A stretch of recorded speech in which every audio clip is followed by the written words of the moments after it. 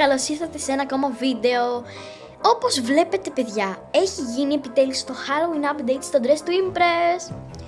Πριν από 3 με 2 εβδομάδες ή μπορεί και μήνα, είχα ανεβάσει αυτό το βίντεο που είχα παίξει Dress to Impress.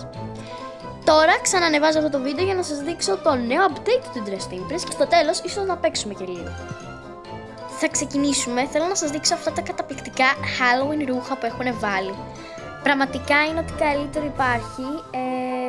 Ναι, και όταν το Halloween update θα τελειώσει θα εμφανιστούν μέσα στην καρνταρόμπα.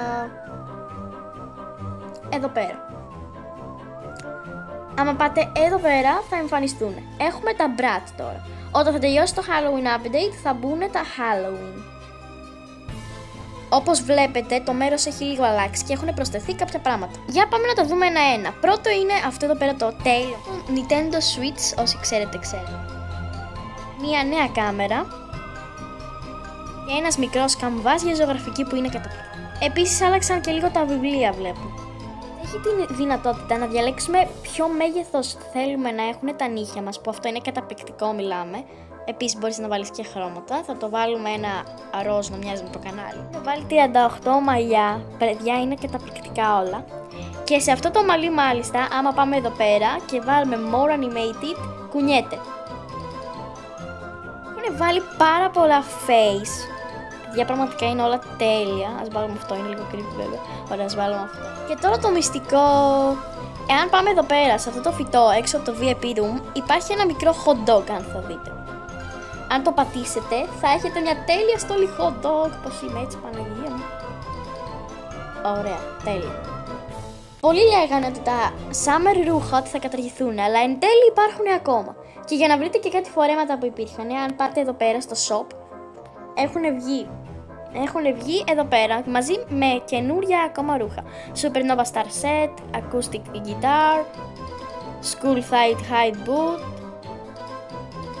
Teddy Bear Witch Set και άλλα πολλά φορέματα και να τα και τα καλοκαιρινά.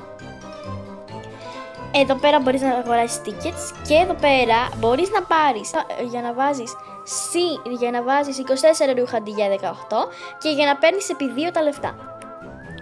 Επίσης έχουν μπει και νέα pose bag που είναι καταπληκτικά όλα τους. Αυτό είναι πολύ spooky επειδή είναι Halloween. Παιδιά δείτε, είναι πάρα πολύ τρομακτικό αυτό. Εδώ έχουν μπει κάποια αστεία.